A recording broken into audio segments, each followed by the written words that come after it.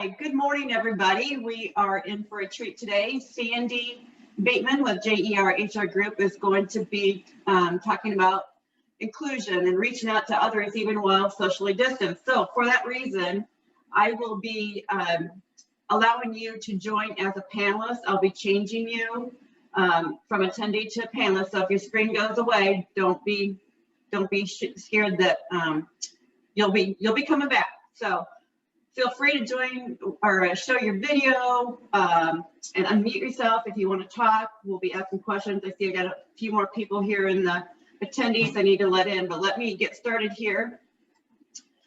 There we go. So the purpose of our webinars is to deliver monthly motivation, expose you to one of our inspiring programs and our products. And recently, well, in the last few months, we have joined. Trying to get my next slide here. There we go. Whoa, too far. We got a little delay here with my controls, but thank you, Sandy. Inspiring Solutions joined JER HR Group, and we are very excited about this new partnership that we have because it allows us to really improve and increase our toolbox offerings. They are based out of New York and North Carolina, and now we have an office in Iowa. There are over 40 experienced senior consultants that they have, and they have provide talent development, strategic planning, compensation consulting, and workplace engagement, and they're very strong with HR consulting. And they also have another company called Training Network that provides e-learning opportunities and an LMS. So I'd like to introduce our speaker today, Sandy Bateman. If you've been on our webinars before, she was our speaker in January, and she is the Director of Leadership and Development for JER HR Group, and she designs and implements courses for JER Group for clients for the past 14 years. She's the author of What Should Learning and Development Professionals Be Preparing for Next? It's an ebook that you can find on the JER HR Group website. And Sandy is a certified professional in talent development, and she's also certified with the Wiley courses and Profiles, Checkpoint 360, and Profiles Managerial Fit. So from there, I'd like to give it over to Sandy, and she will share with us inclusion. I'm going to be letting people in as panelists so you can show your video. Thank you, Dana. So this is great. And, you know, it's kind of hard to talk about how to stay connected when you're socially distanced if you can't see people. So I am really thrilled and appreciate those of you sharing your videos. That is one of our requirements when we get our teams together, because so much of our communication is through our body language and our eyes, and it's so important. So today, we're talking about socially distanced. And my point is, this is not a new thing. We're going to talk about diversity, equity, and inclusion. And in light of that, social distancing has been around for a long, long time. We just happen to have had a much more global experience of what it means to be disconnected in the last year. So today we're going to spend some time talking about best practices on being inclusive and boiled it down to 6 tips for inclusion that really work not only for today's environment, but for future environments. So we've had physical isolation, but for a long time, we've had a global distancing. And that's why I thought it makes sense to talk about this in terms of inclusion. We also have a webinar offer today that we'll share with you as we get to the end of our session. Now, for logistics, since we have quite a few people, we've got 32 people today, 36. If you have a question, if you will, put it in the chat box, and we will take a break and answer questions towards the end. This is intended to be information sharing, not a typical virtual gathering where we have interaction and engagement as much as I'd like. So it will move rather quickly. First thing is, in your chat box, this is my attempt at a little bit of engagement. I'd like to find out what has been the hardest thing for you being socially at distance over the last year. So in chat, just put one phrase. What do you miss the most about not seeing your coworkers? I see being around people. Thank you, Kelly. Not being able to see family and friends. That's been very hard, Cindy, hasn't it? For me, just not being able to hug a friend, touch somebody, isolation, missing the moments, bouncing ideas, absolutely. And I will tell you, we've been bouncing ideas virtually and it has helped. Spontaneous conversations, interesting. Cultural change in the workplace, big changes going on. Just missing lunch and coffee breaks. You know, I have some friends who actually have gone out and gotten to go food and then met in the parking lot so they can see each other across the car.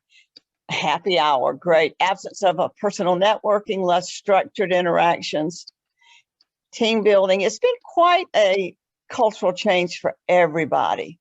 Thank you for sharing and certainly continue to. I'm going to move on in the interest of time, but I think all of these things hit the gamut of isolation, from personal workplace isolation to family and coworker and friends. And we're going to talk a little bit about all of those today. So it's always been important to make sure we have a culture that's inclusive. But in times of crisis, which we certainly have been in the last year, it's even more important. And some of the resources that we've referred to are the dashboard from the digital dashboard, diversity dashboard, and also human resource executive. And they all support what we are seeing as well, how important it is to stay connected. So how do you keep this focus on inclusion, diversity, equity, and inclusion when we're so isolated?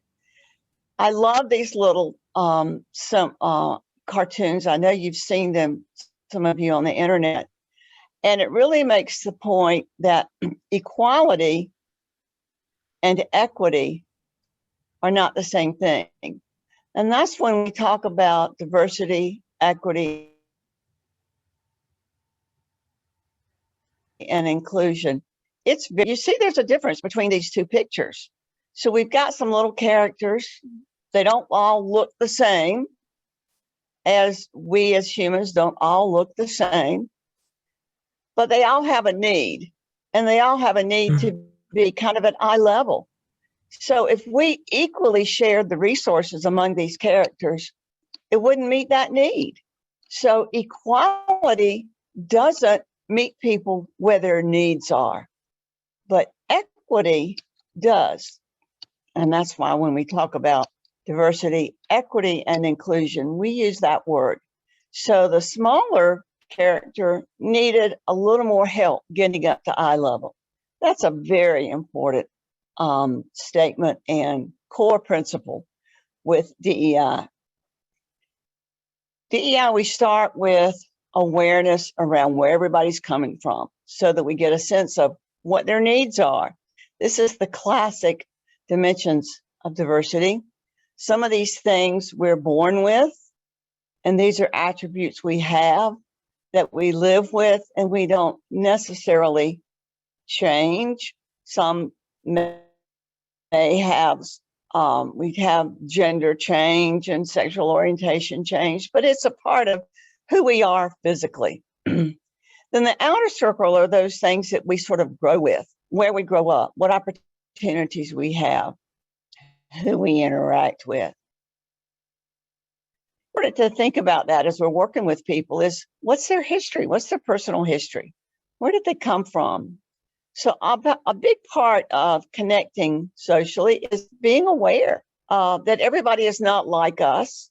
So equality is not going to work, because if we made equality based on who we are and where we come from, there's a whole range of different dimensions that would not necessarily reach to.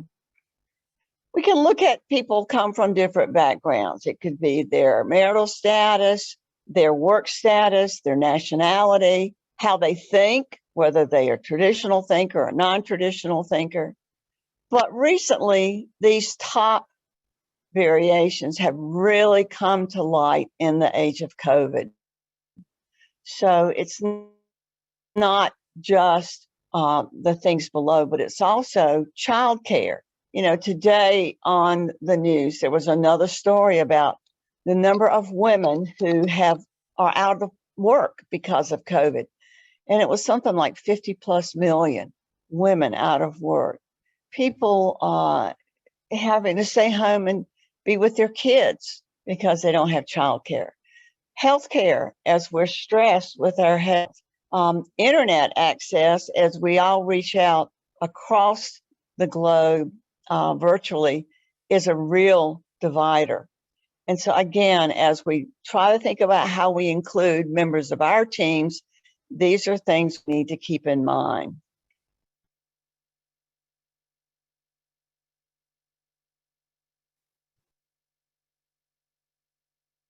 PowerPoint goes to sleep, so you have to wake it up. This is from a research that was done, and it really speaks to the whole importance of inclusion.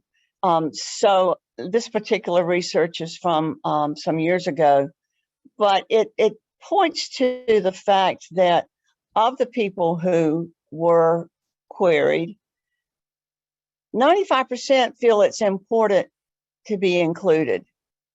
And so that's why we say it's so critical. 91% need to feel that the organization would recommend it to a friend because they feel comfortable. We talk about best places to work. And 60% plan to stay for 3+ years. And this was from Human Resource Executives Research. So again, feeling included. Even more important when we can't see each other face to face. So let's start talking about the 6 key tips for helping people to feel included. Communicate more than normal. You know, when you're in the workplace, things happen automatically as you move about your office space. And it's easy to drop by somebody's office or pass someone in the hall. When you're isolated, it has to be more intentional. And for every face-to-face meeting, sometimes it may take 3 times more virtual meetings to make that connection. So it's very important to make a plan and communicate. And it's also important that you make a plan that is not just your plan, that it works for everybody in the team. Thinking about what is their connection to the internet, what's their preference for the format. So I say vary the format. People forget about the phone. Pick up the phone and call people. Use a conference number.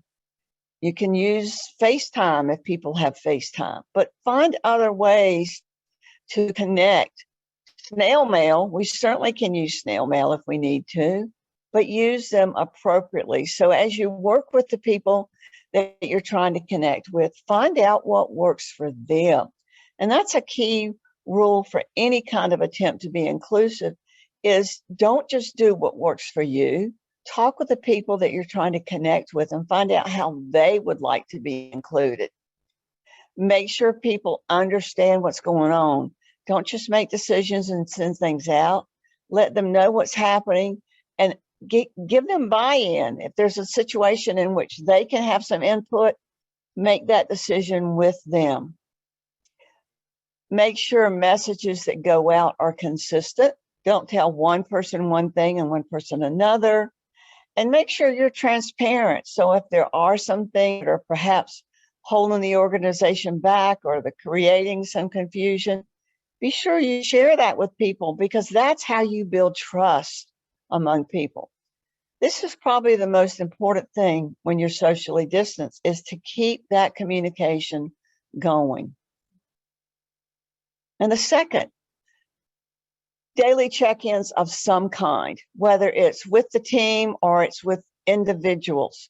But you need to be thinking daily about how are you going to connect with your team. So you can have virtual team meetings where you have people give a quick update.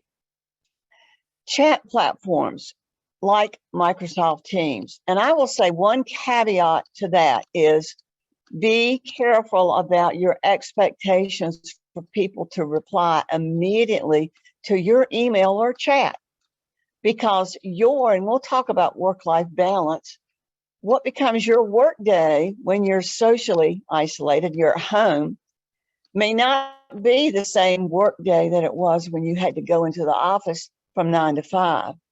So especially don't assume that before 9 and after 5, when you send a chat asking for a quick response, it's going to come.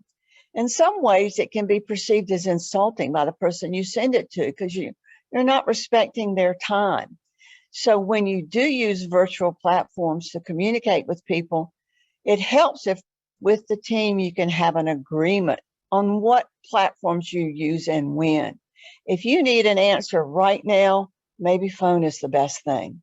Or if you agree with your team or using Microsoft Teams or a chat platform, we'll use it, but during these hours. But be intentional on what you're doing. We are going to share this PDF of this PowerPoint with you. So if you don't have it, it will be sent. So when things are hard, it's especially important to have those check-ins. And this is, as I said earlier, it can take as many as 3 times virtual meetings as it does a face-to-face. And make sure you're checking in with everybody, not just about work, but how are they doing personally? You don't want to be invasive into their personal space, but by the same token, as we started earlier today, Dana and John and I were talking about all the storms that came through yesterday. Just checking in to see how we all were. Because, tornadoes warnings came through where John is yesterday. And at one point, I was in a watch area. So it just means we care about each other and we're just seeing how people are doing it. And that's important. And sometimes we may have celebrations we want to share, and that brings some positivity to the workplace. So certainly don't go for a week without checking in with people. Daily may work for your team. It may be that it's less frequently, but have a plan. This is a good time to focus on learning and development while you're working a little bit separated from the day-to-day requirements. Sometimes you could do a short team building activity. Play with your platforms, your virtual platforms. If your team's not comfortable with it, explore breakout rooms, explore using chat, asking questions, using annotate on the tools. There's a lot of engagement tools in many of the virtual tools that are out there, whether you're using GoToMeeting or Zoom or Microsoft Teams. Use it as an opportunity for your teams to learn those platforms. I have a strong feeling that virtual communication and connection is not going to go away. Another story recently on the news was in San Francisco, and the number of big organizations who are giving up their office space.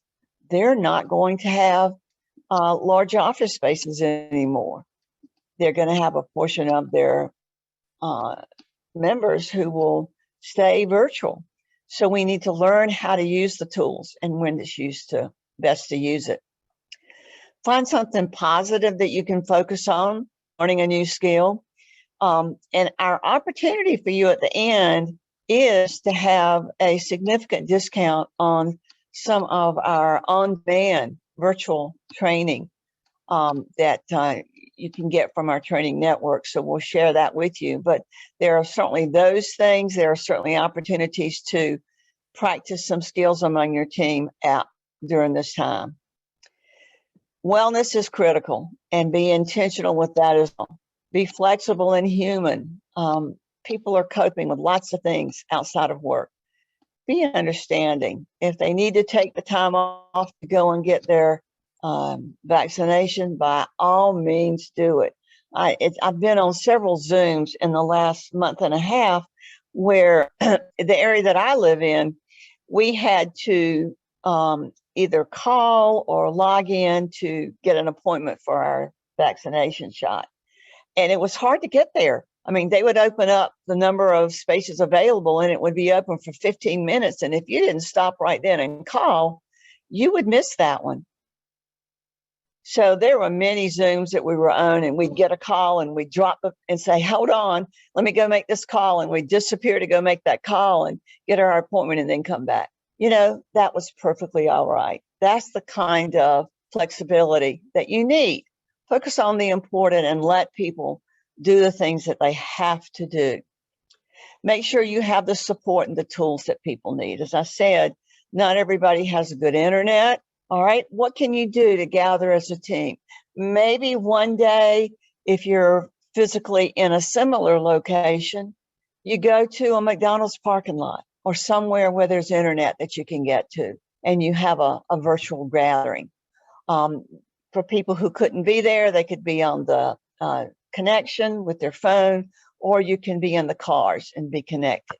Find ways to stay connected. That is the most important thing. Give people permission to take care of themselves, to exercise. And if they need to do it during the day, then their work time could be more flexible. Encourage people to be mindful and taking time out to meditate or do whatever they need to do to help them mentally as well, because the only way we're going to cope with stress is to deal with some of the mental through mindfulness, meditation, exercise. Also respect their privacy. Not everybody wants to be on Zoom every day. Not everybody wants to be on Zoom 3 and 4 times a day. Zoom fatigue is a real thing. So again, it's even more important to find out from your team how they like to be communicated with. And if they would like to have some privacy and not communicate today, that's okay. If they're ill, they have a loved one in and they don't want to talk about it, that's okay. All you need to do is let them know you're thinking about them, and then just see if they're okay in a way that's appropriate. Empower managers to lead the change. If you trust your management team when they're in the office, then trust them with how they work with their team. Give them good guidance and then trust them to do the job. Also, trust them to work at a pace that's comfortable. Pacing now is almost more important than at any other time. We have so much change going on, and especially now as it relates to DEI, with all of the upheaval out there relative to Black Lives Matter, the Asian threats, just so many things going on. People need time and space to deal with what's going on.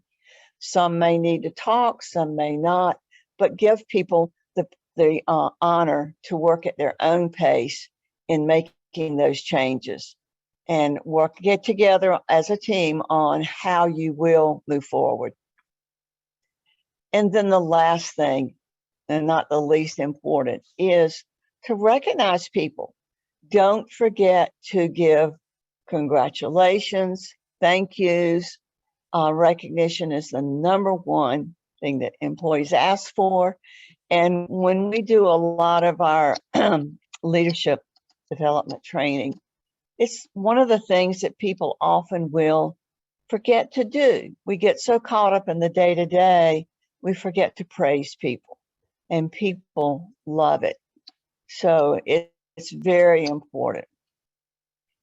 Recognition and open communications are some of the top strategies for helping people to feel included and to move forward. And when people feel included, they feel valued and they feel heard. And that's what this is all about as we try to get beyond social distancing. This quote I particularly thought was good because I think it speaks to the time that we're at right now. If we all have an integrated life. We don't have a work life. We don't have a home life. That's what work-life balance was all about. And so it's important that if you need to walk the dog, you walk the dog. We constantly will have Zoom meetings and we'll hear a dog barking in the background. It's because our meeting's gone a little long and the dog needs to go out. Okay, let the dog out. I chuckle every time I see some of the PBS news hours and I watch for the cats on the couch.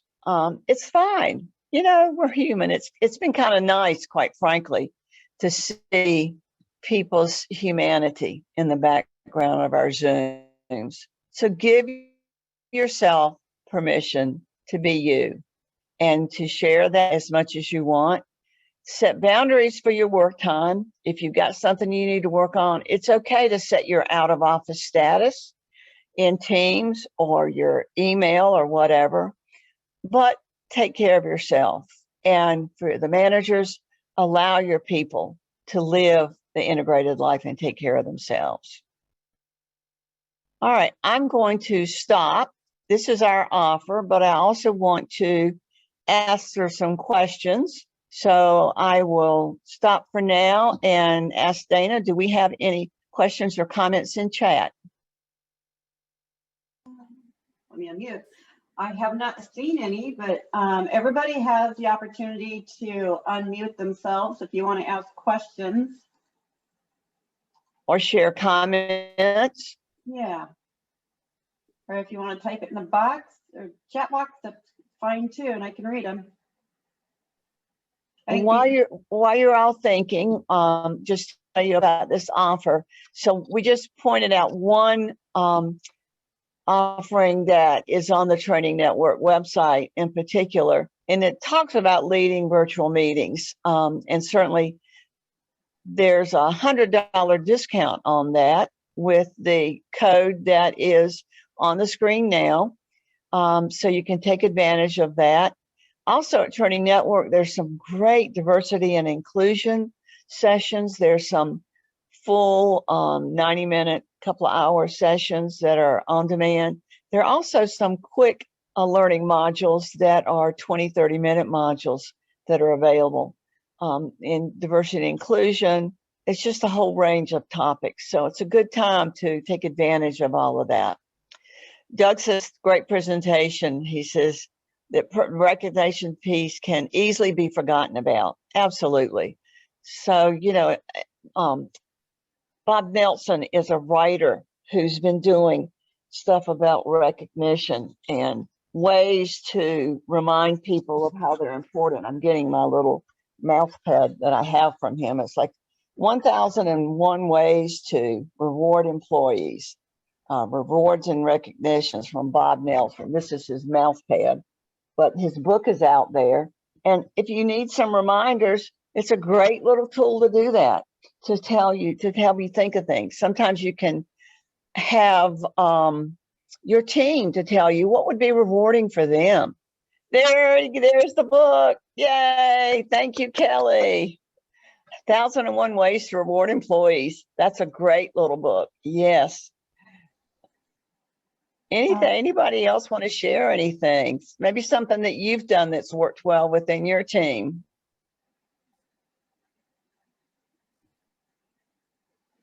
Well, we've got, let's see, definitely agree with us having to be so intentional in ensuring we are maintaining connections. That's right. Well, we have about a minute left, so I'm going to go ahead and finish up, and feel free to stay on afterwards and chat with us. And we would, oh, how long is the discount good for? That's a very good question, John. You know, this code is good for other products as well. So I would encourage you to go on and just look around. But yeah, I'm sure it will. We'll keep it out there for the next month or so. And then yeah, at least until the next webinar session, which is in April. Yeah. We play bingo and Kahoot. That's why I spend time. Oh, that's a good idea. And yeah, little fun things. I've got a group of friends that I try to stay connected with, and we use a little app called Marco Polo. I don't know if anybody's used that, but it's on the phone and it's free. And it is a way to send little video chats, but you don't have to respond in time. So you can sit when you're available and people will get an alert and they can watch it when they have time to. So it doesn't require required of people to be talking together synchronously at the same time. And it's been a great way for us to keep in touch. Sometimes when we go, we'll go for a walk, we'll send a Marco Polo to our friends of our walk just to say, here's a nice shot for you today. Look at the trees, aren't they pretty? It's kind of helped us keep focused. So I see somebody said we had a wellness challenge where employees were on teams for accountability, but we're able to do the actual activities independently. Yeah. And I think we're going to see more and more of that, to be honest. So as I said, I don't think that this is a COVID only situation. I think we're going to be more and more in need of using virtual communications and connections. Okay. Well, we want to thank you for joining us this Friday.